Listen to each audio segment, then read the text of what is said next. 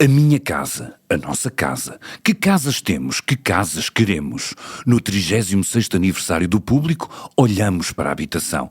Convidamos um dos maiores arquitetos portugueses, vencedor de um Pritzker, Eduardo Souto de Moura, para ser o diretor da edição especial, a 5 de março, dedicada à habitação.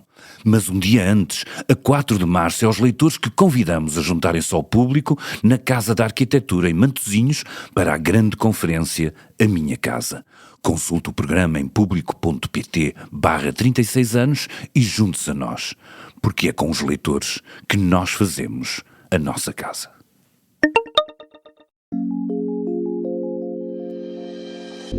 A vida não é só o que aparenta ser.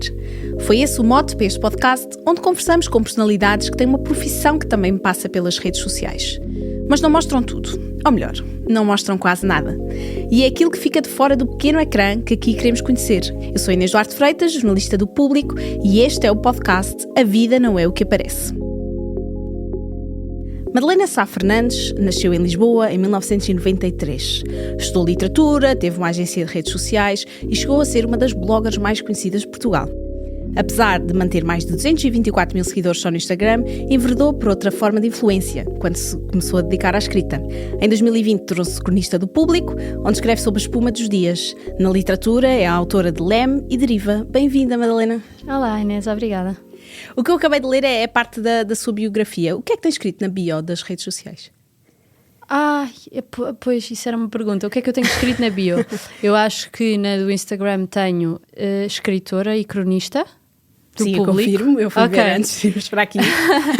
e tenho os meus livros, os meus 2 livros. Acho que é escolhe, eu fui ver antes de irmos para aqui em caso disto acontecer, e a Madalena escolhe definir-se pelo lado profissional. A escrita é uma forma de vida, ou seja, um escritor não deixa de ser escritor quando pousa a caneta, ou melhor, como hoje em dia fazemos quando fechamos a tampa do computador. Sim, eu acho que um escritor não se consegue bem livrar disso, está sempre a pensar em tudo o que acontece. Pode ser um texto, não é? Por isso eu acho que acaba por nos acompanhar sempre. Mas claro que me defino por mais coisas. Eu acho é que se eu escolhi o Instagram e as redes como forma de divulgar o meu trabalho, nesse caso aí é o que me importa pôr. Ou seja, há muito mais aspectos da minha vida, mas que opto por não estar no Instagram. Nesse sentido que falávamos de que tudo pode ser um texto, isso também acontece com os jornalistas, não é? Ou seja, sempre foi escritora, apesar de só ter começado a escrever mais tarde, podemos dizer isso? Eu comecei a escrever cedo. Desde que aprendi a escrever, que acho que não parei. Até as alturas em que eu era mais frenética a escrever até foram ali à adolescência e à altura da faculdade. O que é que escrevia? Diários? Eu não era muito dos diários. Eu escrevia assim uns textos mais... prosa poética, mais abstratos, mais assim a armar a qualquer coisa na altura. Mas também escrevia poesia, sempre gostei muito de escrever, portanto, e sempre escrevi, por isso não comecei a escrever mais tarde. Comecei foi a publicar... Certo, era o que eu queria dizer, sim, né? sim. Publicar... com 29, sim, o primeiro livro. Começou a escrever nas redes sociais, ou seja, quando criou a página de Instagram, já o criou com esse objetivo de partilhar o que escrevia? Não. Ou seja, eu disse sim, mas não. Eu não comecei a escrever nas redes sociais, mas comecei a usar as redes sociais para publicar textos antes de ser publicada, por exemplo, aqui. Portanto, eu devo, nesse caso, ao Facebook, que era a rede que possibilitava mais essa questão do texto, que eu acho que é um aspecto das redes, porque nem todas as redes...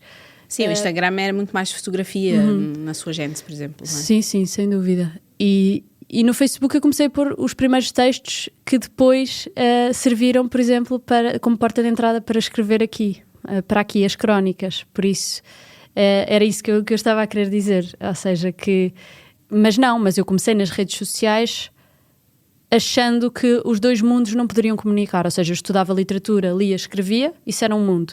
E depois havia o mundo das redes sociais, que era muito mais geracional, de entrar porque todos os meus amigos tinham, até na altura do Instagram coincidiu com a altura em que eu fui viver para o Rio de Janeiro, portanto pôr fotografias porque estava a viver uma vida fotogénica, paisagens, estilo de vida, lifestyle, como disse há pouco, não é? E, portanto, era mais esse o registro, era um registro mais fotográfico. E sempre achei que os 2 mundos Porquê? não se podiam ligar. Na verdade ainda acho um pouco, ainda acho que os dois mundos são de cariz muito diferente, porque uma das questões, porque apesar de estar nas redes e, como disse, atualmente, e mantenho isto, de que as redes são a forma de divulgar o meu trabalho, acho que há muitas críticas que devem ser feitas, porque acho que são claramente perniciosas em muitos aspectos. Por exemplo, e aí eu acho que são completamente a antítese de tudo o que a leitura representa, ou seja, de toda a pausa, de todo o tempo que a leitura exige. Do analógico, não é? Exatamente. E portanto, leitura e redes aparentemente são incompatíveis, porque, para já, no próprio sistema das redes não permite textos muito longos. E, aliás, saiu agora um estudo recentemente de que os jovens cada vez menos são capazes de ler textos longos. Isso é explicado pelas redes, porque... Só temos aquele espaço de uma legenda, não é? Exatamente. Por exemplo, quando eu comecei a publicar textos no Facebook e no Instagram, o Instagram sempre teve um espaço muito mais reduzido, porque eu acho que não é benéfico para quem gera as redes que as pessoas fiquem muito tempo num texto. E isso é completamente o oposto do que se quer da leitura, não é? E, portanto, essa questão eu acho muito problemática das redes, a questão da atenção e de as redes beneficiarem extremamente com a dispersão, com o oposto da atenção.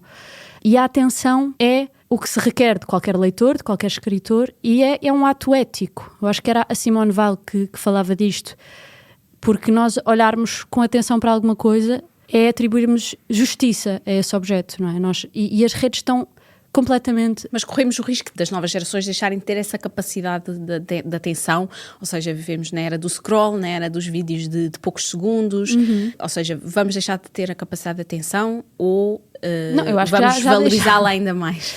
Eu acho que já deixámos, não é? Com esse estudo que eu referi, eu acho que isso é evidente na nova geração, e não só, acho que em todos nós. Eu acho que cada um de nós sabe o que é que está a acontecer, não é? E o que é que e que consequências é que isto pode ter para o nosso cérebro. E, portanto, eu acho que redes e leitura dificilmente são ecossistemas que são compatíveis.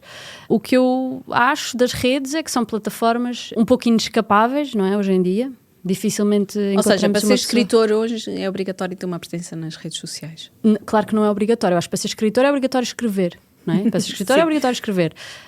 As redes são uma forma de divulgação do trabalho.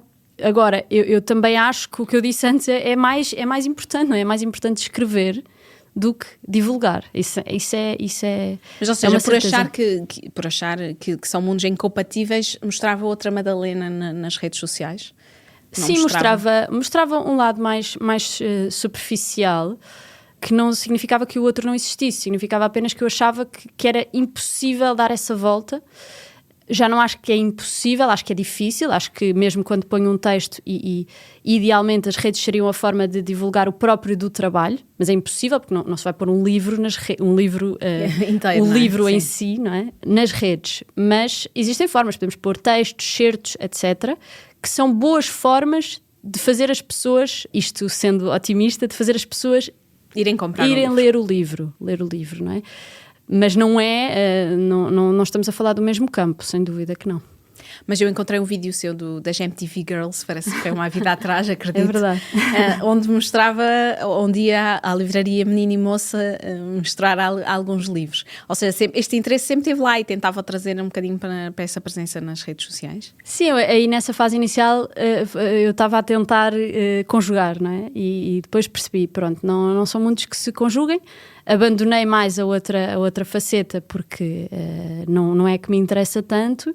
Dediquei-me ao que quero, que é mesmo a literatura, e as redes são de facto a plataforma de divulgação do Mas meu trabalho. Hoje seria uma booktalker?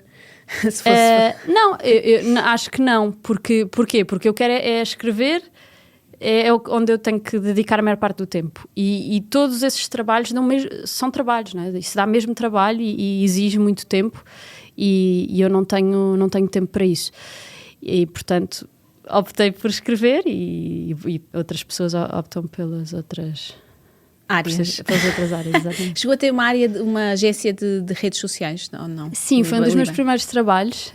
Eu trabalhei com publicidade no Brasil e depois trabalhei com redes sociais. Mas lá está, confesso que não era... como muita gente, aliás, na área da literatura é muito difícil Começar logo a escrever e logo a publicar, sim, aliás. não, É? e mesmo a questão da sustentabilidade financeira é complicada.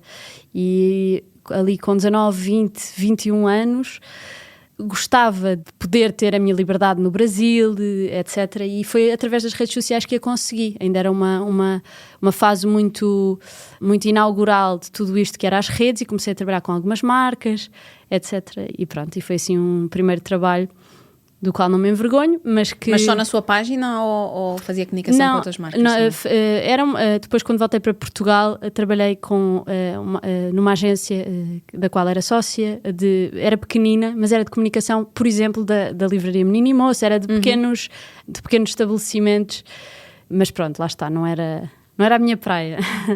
E o que é que acha da dimensão que o marketing de influência tomou, comparado com... Isto estamos a falar quase há uma década, acredito eu, não é? Esta era de... Sim, exatamente, há uma década. Bem, estranho. Que evolução é que houve no marketing de influência e que opinião é que tem sobre a proporção que tomou, desmesurada ou não, digo eu? É assim, eu não sou nada especialista nesta área. O que eu vejo, de facto, é que eu vejo uma influenciarização, não sei como diria isto, mas de todas as áreas, ou seja, de que há uma necessidade de que toda a gente seja influencer da sua própria área, não é? Quase que um oftalmologista já tem que... E eu acho que isso tem um lado, obviamente, muito desgastante para as pessoas, porque as pessoas, lá está, como eu estava a dizer, as pessoas já têm o seu trabalho e ainda acrescentar toda essa camada sobre a qual poderia ser interessante refletir, não é? Essa camada de termos que constantemente estar a vender, uma espécie de estarmos na praça, todos a impingir os nossos serviços, sejam eles quais forem, não é? Antes era mais uma coisa reservada ao produto, mas eu acho que o que as redes fazem é que transformam tudo em produtos, não é? E isso tem um lado muito eticamente questionável, não é? Que de repente todas as áreas, e sobretudo neste caso falando da área da cultura, são transformadas em áreas muito mercadológicas e muito na noção do produto e da competitividade e de como é que... E entram nesta lógica das redes, desta voragem mediática de tentar aguentar a atenção das pessoas o máximo tempo possível. E eu acho isto tudo muito... Pronto, desculpe, eu estou hoje um bocadinho fatalista, mas sim. Isto preocupa enquanto mãe, olhando para o que aí vem? Sim, preocupa-me bastante, sim. Acho que, lá está, são tempos difíceis para ser otimista, eu diria. Mas pronto, enquanto mãe, para já, as minhas filhas são muito pequeninas, é tentar reduzir, neste caso, restringir totalmente ainda tudo isso de redes, etc., porque também estão aí à vista os efeitos que têm nas crianças e nos adolescentes, não é? A questão da comparação, se têm em nós, imaginemos num cérebro que se está a desenvolver, não é? E também os estudos sobre depressão, ansiedade ligados às redes estão aí para nos preocupar. Alguma vez se preocupou com o seu próprio uso das redes sociais? Ou seja... Sem dúvida, sim, preocupo-me muito. Eu acho que nós estamos todos viciados nas redes e eu claramente não sou uma exceção. Não há um dia que eu não vá às redes sociais. E parece aquele meme aquele vídeo daquela senhora que diz: eu fumo todos os dias e não sou viciada. E é um bocadinho isso, não é? Nós dizemos que não estamos viciados se nós vamos todos os dias, isto para não dizer todas as horas. Claro. Já estou em todos os dias. Se vamos todos os dias, se temos um mesmo gesto todos os dias, quase incontrolável, isso é um vício. Nós estamos completamente viciados. E claro que isso me preocupa. E estamos em janeiro e por isso é uma altura... Exatamente, é uma boa altura, porque, por exemplo, esta questão do tempo de ecrã. Sim. Que eu acho que é um... Que é um exercício que devíamos todos ver, não é? De ver os nossos telefones, assustador a questão do tempo de ecrã. Eu tenho-me assustado comigo bastante e acho que é um exercício de reflexão muito importante e sem dúvida uma resolução que eu quero ter para este ano é diminuir este tempo de ecrã, porque isto não está bem, não está saudável. Mas em alguma maneira ficou desencantada com as redes sociais? Ou seja, foi por isso que decidiu ter uma folha em branco quando decidiu dedicar-se totalmente à escrita? Ou foi mesmo uma opção de agora só quero falar da minha escrita? Sim, foi uma opção. Sim, foi uma opção porque lá está, essa tal conta que eu estava a tentar fazer, que começa com publicar pequenos textos, naquela questão da dopamina de quem é que reage ao quê. Na verdade, o que me dava mais essa sensação era quando havia reações aos textos, porque era o que verdadeiramente qualquer escritor quer, não é? Quer ser lido. E então eu comecei a pensar, se calhar isto há aqui uma maneira...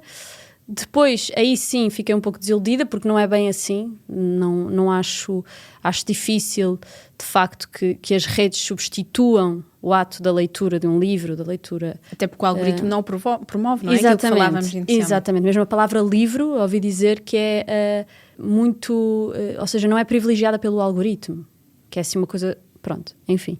E, portanto, não é por aí, mas o que é que eu percebi? Que depois de publicar então os meus livros seria uma boa forma de divulgá-los. Sempre com atenção a essa balança para que a divulgação não se sobreponha ao próprio livro, não é? Porque essa questão do livro como um produto também é uma questão que acho que deve ser pensada, não é? Porque um livro não pode ser equiparável, e o problema das redes é que as redes equiparam, é uma balança muito desigual entre assuntos, não é? Um feed, o que é um feed?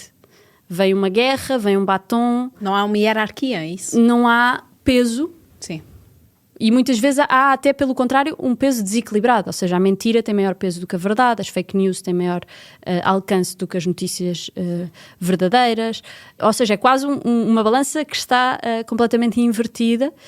E por isso, desculpa, eu depois começo a falar e já não sei onde é que eu ia inicialmente, mas sim, mas isto para dizer que usar com alguma parcimónia para divulgar o trabalho e pronto, e saber que é para isso, não é? E não só para isso, atenção, porque acho que as redes, nós todos somos todos narcisos nas redes, não é? Os telemóveis são os nossos próprios lagos de narciso. Temos todos um grau de narciso e temos todos um grau de eco, também do mito do Narciso e Eco do Ovídio, em que todos nos estamos constantemente, ou seja, há um grau de vaidade inegável nas redes e um grau também de eco, nesse sentido de reprodução, não é? Reprodução infinita de coisas que vemos. Mas mostra pouco a vida privada. Ou seja, tem mostrado menos nos últimos anos. Sim, não é? Sim, é verdade. Isso porque comecei de facto a pensar mais, não é? Porque acho que inicialmente ali com, sei lá, nossa geração entrou nas redes com 10 anos, ou seja, ali o Facebook, quando aparece... O Wi-Fi antes disso. E o Wi-Fi, exatamente, com essa questão também de uma hierarquia social imposta muito precocemente às crianças, não é? De ter de hierarquizar os amigos no top, isso é tudo questões que psicologicamente já pesavam aí, portanto imagino hoje em dia com os likes e com os TikToks e com isso tudo.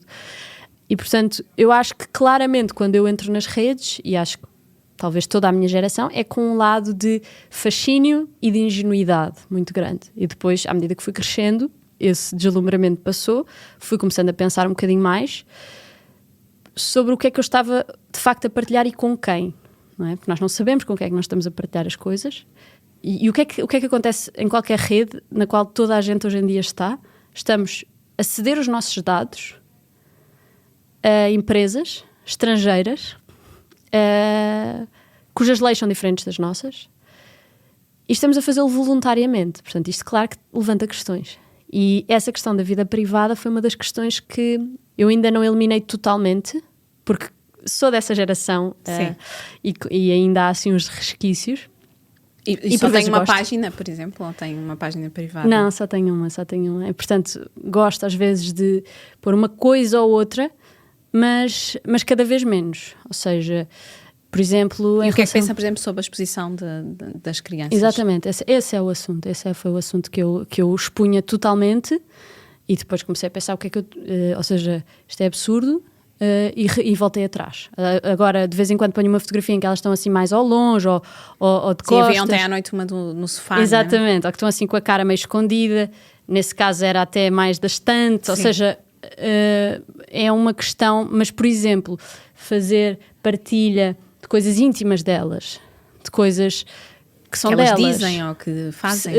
Ou coisas, por exemplo, a questão de angústias das crianças, que eu percebo porque é que há pessoas que o fazem, mas eu acho que são pessoas, não é? Que um dia vão poder provavelmente ter acesso, e além disso estamos ou seja, as redes vieram acabar de facto com a questão da privacidade, mas acho que no caso das crianças pode ser mais problemático, e no meu caso eu achei melhor reduzir ao máximo, porque bastou-me pensar um bocadinho, não é? Às vezes eu acho que as redes as pessoas não estão a pensar, estão só... a responder a estímulos também, não é? Constantemente, não é? E portanto eu acho que basta pensarmos um bocadinho, se calhar isto não. Pronto. Voltando um bocadinho atrás, falávamos de como as redes também podem ser boas para testar textos. Ainda o faz? Eu, por exemplo, sei que agora entrou há pouco tempo no Subtrack, não é? Sim. Ou seja, é uma forma de ir testando formatos, de ir testando, de arriscar um bocadinho sem um compromisso que é fazer um livro, por exemplo. Sim, exatamente. Eu, como disse, quando eu comecei a escrever os textos, a escrever sempre escrevi, mas quando eu comecei a publicar foi, como dizia, no Facebook e até inicialmente no Instagram, e foi isso que me permitiu começar a escrever crónicas para o público, e portanto foi importante, teve importância. E eu, quando faço uma crónica, partilho uma boa parte da crónica no Instagram. E agora, depois de vários anos, já são acho que 6 anos a escrever, já tenho um conjunto de leitores que me acompanha e muitas vezes, isto é pena, mas que leem só no Instagram, não é? Mas também acontece eu ponho depois o link da crónica e as pessoas...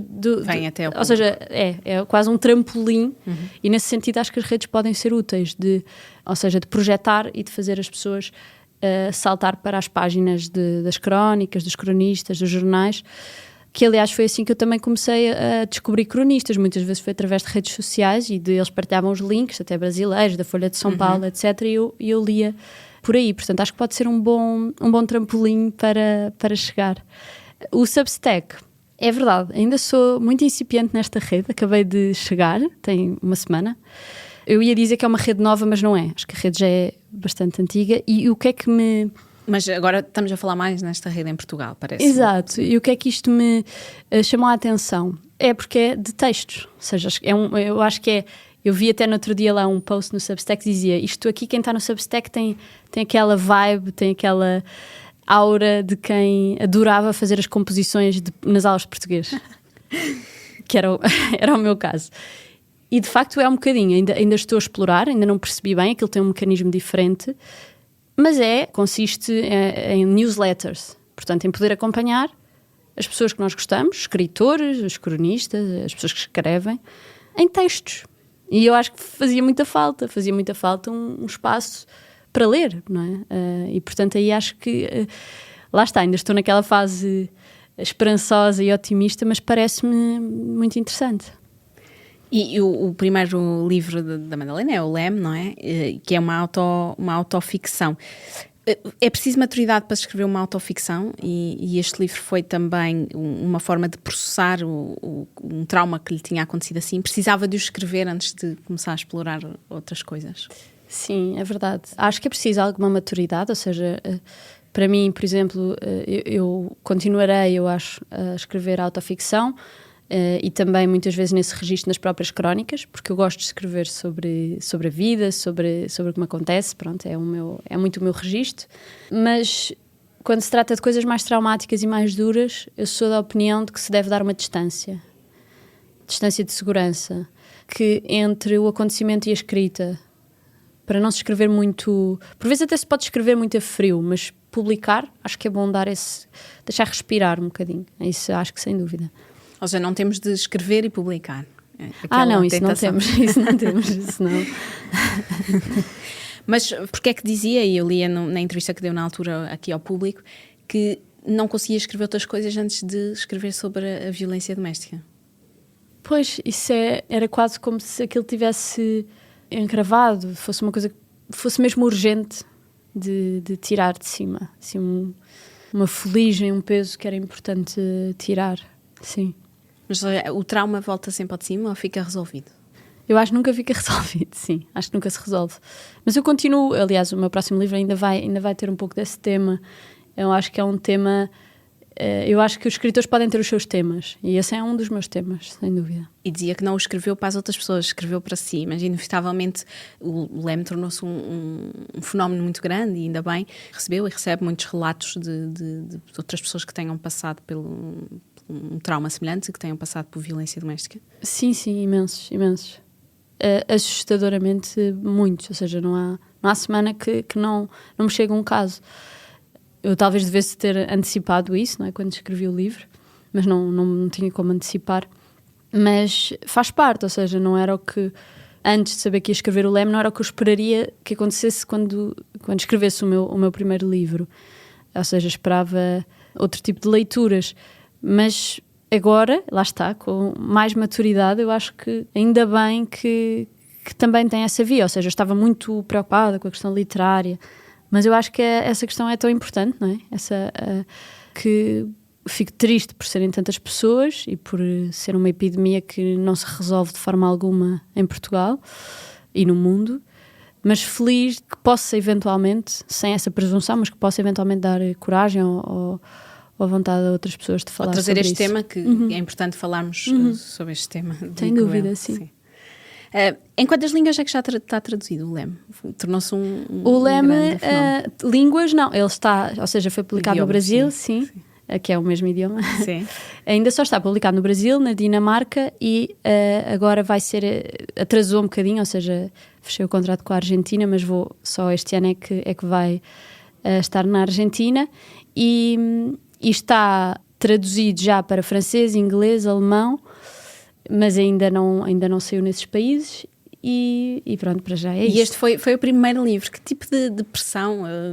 Falo aqui de uma coisa que se calhar muitas mulheres, digo mulheres porque acho que é um tema, o síndrome da impostora, não é? Ou seja, sim. Que pressão é que coloca este ter sido o primeiro livro para o que aí vem? Porque eu sei que vai lançar outro livro este ano, não é? Sim, eu lancei o de crónicas para tirar um bocado dessa pressão, porque acho que isso, os livros, talvez até fosse mau sinal se todos os livros fossem o best-seller, sei lá. Acho que não é por aí. O meu objetivo é fazer um livro de que eu me orgulho e que eu diga, estou muito contente com este livro. Isso é o que eu quero. Isso é o meu objetivo. E será um romance este novo livro? Não. Mais uma vez é um género que não tem uma classificação clara. Não é nem romance, nem autoficção, nem ensaio, nem é qualquer coisa que não se consegue classificar. É inevitável que todos os livros sejam um bocadinho autobiográficos quando... Eu acho que isso é inevitável em qualquer livro. Sim, é isso que quer dizer, quando nos entregamos muito ao que fazemos, não é? Sim. Ou ao ato da escrita. Mesmo num livro, sei lá, um romance sobre freiras no século XIII, quer dizer, eu acho que qualquer livro vai ter... Isso é uma frase conhecida, não é? Que toda a ficção é autobiográfica. Pronto, acho que tem sempre claro. Mas sim, no meu caso, de facto, tenho andado mais no território da autoficção, mas não vai ser onde ficarei, porque depois quero fazer outras coisas também. E quando se faz crítica literária, muitas vezes também se está a criticar o autor. Já sentiu isso na pele e já aconteceu falar-se sobre a aparência física da Madalena em debates, em vez de se falasse do conteúdo do livro. Isto ainda é um tema para as mulheres na literatura. Sim, acho que vai ser sempre. Sempre foi, não é? Tem um texto muito bonito da Natália Correia em que ela fala sobre isso. E no caso das mulheres eu acho que sejam elas como forem, vai em algum momento levantar a questão do aspecto físico. Eu gostava que isso acabasse também. Porquê é que ainda estamos aqui? Porque isso agora era um debate. Porque é que ainda estamos aqui? Isto é a nossa sociedade com o machismo muito incutido, não é? Com um discurso patriarcal que muitas vezes nós nem notamos, mas que está evidente. E pronto, e no caso das mulheres temos que levar um bocadinho com isso, não é? Com comentários literários, ou seja, extra-literários, extra-adjacentes ou fora do nosso trabalho e do que nós fazemos. E as redes sociais também promovem isso? E também tem aqui uma quarta parte? Sim, embora, lá está, eu acho que isto, as redes sociais também promovem um bocadinho isso, ou seja, eu acho que as mulheres também acabam por... As mulheres e os homens, mas aqui especificamente mais das mulheres, eu acho que promovem uma questão da comparação, de padrões inalcançáveis que são muito, muito danosos, não é? para a saúde mental de todos e que nos vendem, são discursos constantes que nos estão a ser vendidos, não é? E reproduzidos muitas vezes, e agora, hoje em dia, falando agora, por exemplo, desses novos TikTokers e influencers, jovens, rapazes, que estão outra vez a falar, outra vez não, porque eu acho que eles até, como no póquer, eles ainda puseram mais uma carta, ou seja, eles estão a ter discursos que seriam impensáveis. Como é que em 2000... Nós pensávamos que não íamos voltar a ouvir, não é? Nem voltar a ouvir, é quase que estamos a ouvir de novo, porque é tão absurdo, não é? Esta nova vaga com milhões de visualizações, a falar sobre o discurso que tem sobre uma mulher. É muito assustador, é muito, muito assustador. Eu estava-me a tentar lembrar do nome daquele influencer. Do Numeiro. Não, americano, de um americano. Andrew Tate. Não, um mais novo. Ai, como é que ele se chama bem? Pronto, agora não me vou lembrar. Mas é um que, ouvi-lo 10 minutos a falar sobre mulheres, a dizer que é um que tem a entrevista dele, deu uma entrevista agora recentemente, tem tipo 50 milhões de views, assim um escândalo. Nico Fuentes. Não conheço. Nico Fuentes, exatamente. Acho que é este o nome dele. E ele a falar sobre as mulheres, a dizer que a objetificação que aquele homem faz das mulheres e dizer que devem mesmo estar em casa, ele diz aquilo com todas as letras, da forma mais absurda que nós podemos imaginar, e tem 50 milhões de views, quer dizer, isto é impensável, não é? É surreal. Estamos aqui e estamos neste ponto. E também estamos aqui dentro do meio da literatura, ou seja, ainda há... Não, isto aqui não. Ou seja, entre escritores que não sei. Não, ou seja, isto eu estou a falar do limite Sim, da misoginia, do machismo no meio da literatura. Dentro da comunidade da literatura? Não acho da comunidade da literatura como em todas as comunidades onde se juntam vários seres humanos, não é? Em todas as áreas profissionais. Também há de ser na comunidade do jornalismo, na comunidade, em qualquer comunidade há seres humanos, portanto há egos, portanto há competições, invejas, sempre houve, portanto continuará sempre a haver, acho. Na sua página das redes sociais recebe comentários de ódio? É uma coisa que tem que lidar? Muito pouco, mas já recebi. Aliás, acho que há uma coisa, por exemplo, que já que estamos aqui, que tem a ver com as redes sociais e com o jornalismo, ou seja, com os jornais nas redes sociais, que é aquela frase que põe quando alguém dá uma entrevista, não sei se vão fazer nesta, peço para ter cuidado, porque aí sim eu recebo comentários de ódio, ou seja, o que é que acontece? Porque as pessoas não estão a ouvir tudo ou ler tudo, não é? Nunca. As pessoas vão ler aquela frase.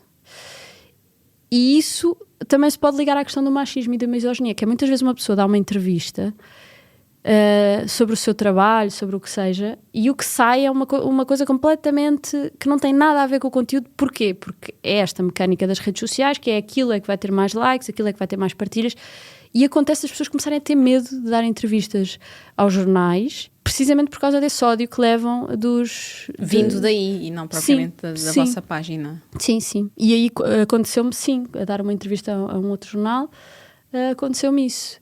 E aconteceu-me a mim e acontece a muita gente que eu tenho visto. Mas depois as pessoas vão até à vossa página? Às vezes há aquela coisa da colaboração, portanto já se recebe na própria página. Uhum. Outras vezes não, outras vezes é só... eu acho que isso tem um efeito também que eu acho que poderia ser estudado, não é? Essa coisa a cara da pessoa e uma frase assim estampada como uma grande... Parece assim aquelas citações que aparecem dos autores, mas não, foi uma frase que uma pessoa disse entre parênteses na entrevista e de repente aquilo transforma-se e é um fenómeno de ódio que gera. Mas aí, no caso dos jornais e os comentários dos jornais, que eu às vezes vejo, por curiosidade, qualquer que seja o assunto vai haver ódio, não é? Qualquer que seja o assunto vai haver ódio. Mas há temas que prefere não abordar por esse motivo? Ou seja, nós vivemos na era... Parece que nas redes sociais pode dizer tudo, não é? Uhum. Pode ou não? É a minha pergunta. E que temas é que a Madalena prefere não falar nas redes? Sim, eu acho que hoje em dia, por esse motivo, é preciso ter algum cuidado, não é? Com o que é que de repente pode virar uma polémica monumental. Porque as redes depois têm esse efeito, não é? Já aconteceu? Sim, era o que eu estava a dizer, já assim, não nada... Mas esta em particular, e não uma coisa que a Madalena disse nas redes sociais. Não, às vezes sim, às vezes dizer uma coisa numa entrevista e ter montes de pessoas a problematizar uma coisa muito simples, ou que nem viram o contexto, isso é um clássico, não é? Acho que isso é... Mas isto converte-se numa autocensura, é a minha pergunta. Eu acho que acaba, talvez em entrevistas, sim, possa converter um bocadinho. E não falo só de mim, falo com várias pessoas que estão com medo de dar entrevistas por causa disso. Mas pronto, como eu gosto muito de entrevistas mesmo, acho que é muito importante para o bem da nossa sociedade, tanto o jornalismo como a entrevista, uma conversa profunda, continuarei a dar, mas de facto entendo que esse efeito imediato, veloz e de ódio das redes pode afetar bastante a pessoa que recebe isso, não é? A saúde mental. Alguma vez já apagou alguma publicação, excepto quando arquivou o que tinha, Sim, que tinha para trás? Desde então já apagou ou já se arrependeu de alguma publicação? Eu já apaguei assim uma ou outra, mas nada assim muito perentório de vou apagar. Mas sim, já apaguei uma coisa ou outra. Agora não me lembro o quê. Não me lembro especificamente o quê, mas sim, já fui apagando. Porque se arrependeu ou porque já não fazia sentido ali no meio de tudo? Pois é, pode ter sido uma coisa ou outra, não sei bem. Fala um bocadinho do seu feed. O que é que aparece, por exemplo, no Instagram? O que é que consome enquanto utilizadora? Isto é engraçado, porque eu tenho as redes que eu tenho o Instagram, o Facebook pouco vou. Eu gostava do Facebook originalmente, a coisa dos textos. Sim, dava para escrever, promovia mais a escrita. Era, mas depois o Facebook, aquilo tornou-se uma loucura, ou seja, os comentários que eu recebo no Facebook, nada bate aquilo, em termos de... Parece mesmo uma coisa meio lunática, não sei se são umas coisas meio sem sentido, mas pronto, não desisto do Facebook, porque... Mas publica exatamente o mesmo que vai para o Instagram, vai para o Facebook. Sim, normalmente às vezes ponho uma coisa ou outra diferente e não gosto de desistir porque a minha geração e as gerações abaixo, Facebook, velhos e tal, mas de facto eu acho que essa geração tem, ou seja, são pessoas super interessantes, não é? E muitas vezes... E são pessoas que quer que sejam seus leitores também. Sim, sim. E eu, portanto, no meio da maluqueira, porque eu acho que o Facebook, não sei porquê, não sei o que é que aconteceu no algoritmo, que aquilo ficou de facto uns vídeos, umas coisas estranhíssimas. Agora com a inteligência artificial, então, e muito aquela coisa das flores e daquelas imagens com flores a dizer bom dia, Deus te abençoa, essas coisas, o Facebook, pronto. Mas eu ainda não desisti a 100%. Porque acho que estão lá pessoas também interessantes, sim. O Instagram, é isso, o que é que me aparece no feed? Eu não tenho andado muito no feed do Instagram. Eu vou muito ao Instagram para fazer posts e para pôr stories e vejo stories de outras pessoas, mas o feed pouco ando ali a ver o que... Sim, pouco faço scroll no Instagram. Onde é que eu tenho agora feito mais scroll? Isto é uma análise do meu tempo de ecrã. No TikTok, é verdade, quem diria? O que é que vê no TikTok? Não estou muito tempo, mas de facto o que eu acho que no Instagram eu ponho mais e no TikTok eu vejo mais. Vídeos parvos de stand-up que eu gosto muito, ou sei lá, coisas... Em que é que o TikTok é diferente do Instagram? Pelo menos do seu eu ponto acho de que vista. tem um algoritmo, eu não sei, isto é tudo muito... Claro, lá digo está, enquanto utilizador e enquanto, não sei se publica muito no TikTok ou não, confesso que também não fui procurar muito sobre isso. O meu TikTok, eu acho que é isso, é o que eu digo, acho que o Instagram foi onde eu comecei, onde eu tenho ali, entre aspas, as minhas pessoas e é onde eu ainda me sinto, dentro das redes, é a minha preferida. Mas o TikTok, em termos de quem está a ver, tem um algoritmo muito mais afinado. Ou seja, se ele vê ali que eu percebe logo quem somos, não é?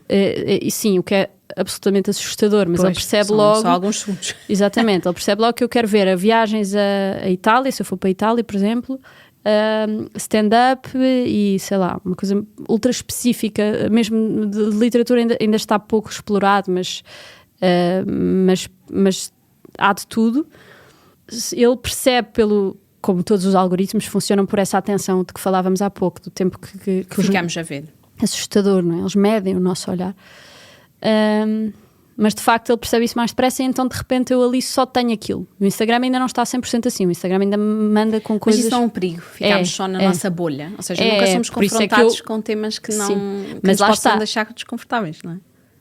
Mas eu sou muito confrontada, porque depois o TikTok, o que é que eu acho interessante como fenómeno, porque eu também vejo muito coisas de política e aparece-me muito de coisas de extrema-direita e também confesso que tenho esse lado de querer ver, por exemplo, esses discursos, o que é que se está a dizer, por exemplo, desses Nico Fuentes e dessas pessoas de extrema-direita. Portanto, o meu algoritmo é um bocadinho estranho, mas eu tenho um bocadinho esse interesse, sim, de ouvir e de saber mais sobre isso. E o TikTok é uma amostra assustadora, sim.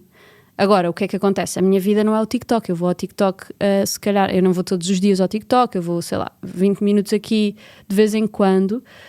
A minha vida é muitas outras coisas. Portanto, o perigo é quem, e isto existe, a vida deles está no TikTok, passam o tempo inteiro no TikTok. Isso sim eu acho assustador, esse afunilar da atenção, não é? Mas de facto isto é só apenas uma pequena parte da minha vida, eu estou interessada, o assunto das redes interessa-me.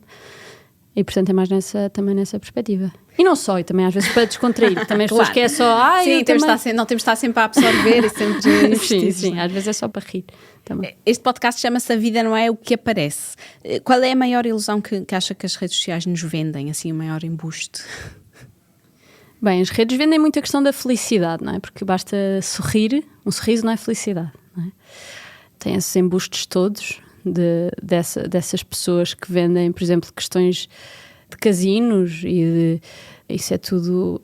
É uma coisa que eu não consigo compreender. Como é que, por exemplo, isto agora não tem nada a ver, mas tem ao mesmo tempo, que é a questão dos casinos. Como é que... Um grande fenómeno.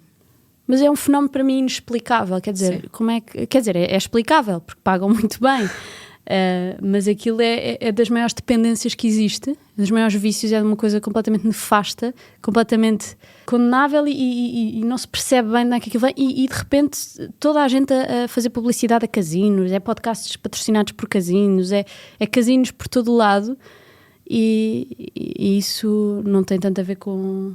Quer dizer, tem a ver com a questão da ilusão, porque é uma espécie de uma lavagem de imagem que me preocupa, porque os casinos estão a destruir a vida de muitas pessoas. Eu agora já estou a viajar, já estou a ir para outros assuntos, mas é verdade, sim. É uma coisa... O jogo é um vício muito... É um vício e está a ser essa lavagem de imagem através da publicidade e das redes sociais, assusta-me um pouco, sim.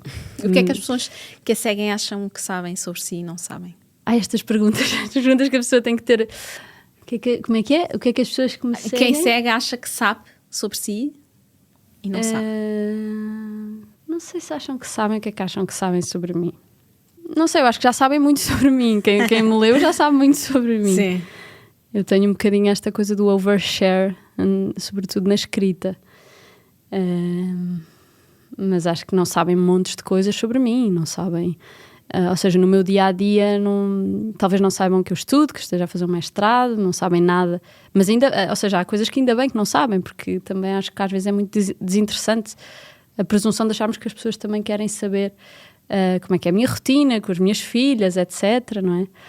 Mas ainda bem que não sabem. Sim. Estamos quase a chegar ao fim deste episódio. Temos feito aqui um jogo com todos os convidados em que eu digo 2 temas que são populares nas redes sociais e a Madalena escolhe a que tema é que dá like e que tema é que faz scroll. Ok. Então, vamos à primeira categoria. Vídeos de skaters. Like. Ou dicas de parentalidade. Skaters. Escolho... Entre os dois, a qual é que dá like e a qual é que dá scroll?